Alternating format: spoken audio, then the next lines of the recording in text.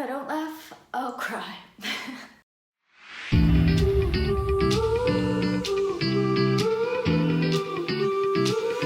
Hey guys, welcome back to another match review. This is Chelsea 0, City 1.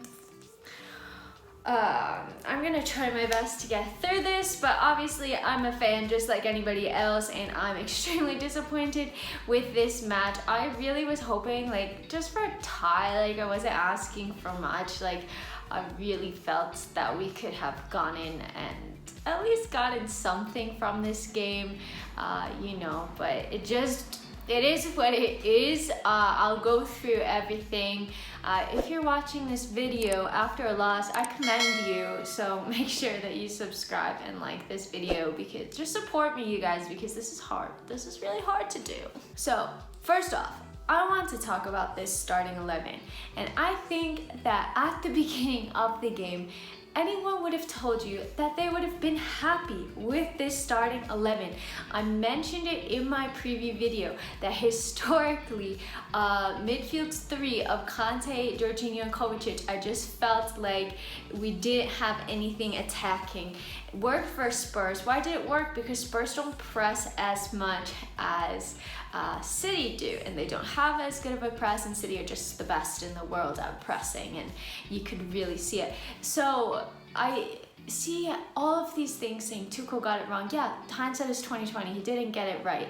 But I was pleased with the starting 11. I mean, with Mason Mount being out, I expected to see that three. It's not like Havertz has had like really good games anyways, so I wasn't surprised by this. It ended up not being the right call, but I think every single starting 11 that I've seen on Twitter or in videos had those midfield three. So like, let's not pretend that we weren't excited about it, because I think we all thought that it would work, and it just didn't. It didn't work today. So Chelsea started the game and City were just all over us. They were just all over us, pressing ridiculously, swarming us. Felt like every single time a Chelsea player got the ball, there were two or somehow three City players surrounding that Chelsea player, making it impossible to pass the ball. Like, the pass completion must be absolutely crap in this game, because we couldn't string together two passes. We couldn't break City's press.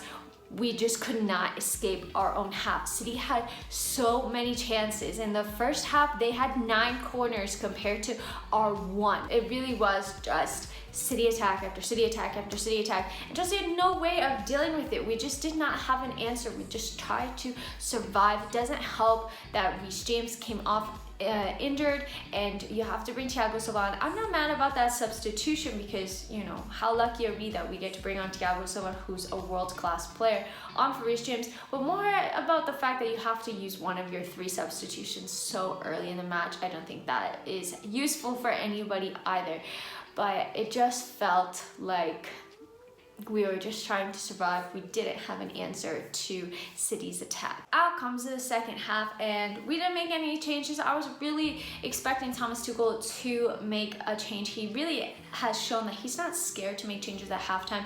I think if Reece James hadn't gotten injured, we probably would have seen halftime change. That's just me speculating, but maybe since he used to change so early, he didn't want to make another one at the halftime mark. But it just felt like he waited too long to make this change. Kante comes off for Havertz. A lot of people were saying, why did Kante come off? He's arguably your best midfield player. I have a feeling it's probably a little bit of injury management. He's getting older. He can't play every single minute of every single match. He's still getting back to fitness. I didn't think that any of them were playing like particularly well.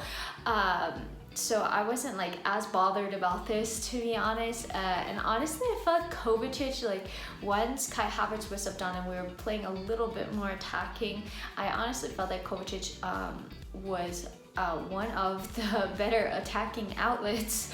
Surprisingly, he really has gotten better, but it's just so frustrating because I felt like every single Chelsea attack broke down. The final pass wasn't right. nothing was clicking. It was just one of those games that I felt we could have played for a while and we wouldn't have scored. Yes, Lukaku had that offside goal, but it was so very clearly offside that it really didn't count. So it's just frustrating because I felt that once we switched to the midfield 2 and we had, you know, the 3-4-2-1, so to speak, we were playing better. And that's the formation that Chelsea have been playing since Tuchel took over. So I think, yes, overthinking maybe the 3-5-2, but like I said, I think we all thought of that it was going to go like that because it worked last week. It's just a reminder that if it worked last week, it's not necessarily going to work again. City were far more the dominant side. It's just so frustrating. I just really wanted to, like, you know, I don't know. I just hate losing again. I hate losing in general, but losing against City just feels like, why? But anyways, I'm digressing. I mean, they deserve to win. We didn't deserve to get anything, but it's just incredibly frustrating. And something I will say, you can tell how much Chelsea miss Mason Mount. I don't even care that he hasn't had the best start of the season. Mason Mount is the player that helps you beat the press, that is constantly pushing, constantly pressing. He's never going to give up. He's always going to try to find a way through, and I really felt that Chelsea were missing that today, so I hope that he comes back quickly. Just to touch on a couple of bright spots, Thiago Silva is 37 and he's fitter than I will ever be in my entire life. Like, he looks impeccable, goal line clearance. Edouard Mendy was incredible yet again. Honestly, if it weren't for Mendy, this could have finished 4-0 to City because Grealish had 2 really clear-cut chances. I think Jesus had another clear-cut chance as well. I think De Bruyne maybe, like, they had so many opportunities, so many shots on goal.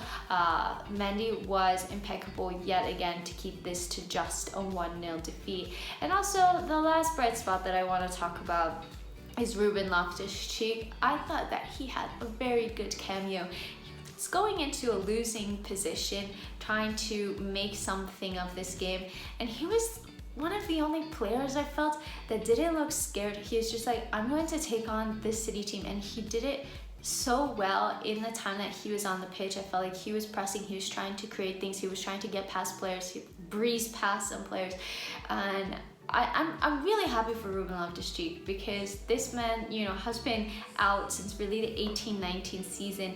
A lot of people wrote him off. I've always had the faith that he was going to come back, and he is looking more and more like his past self, which is so good for him. It's so good to see. So, you know, that's kind of like the few bright points that I can draw from this.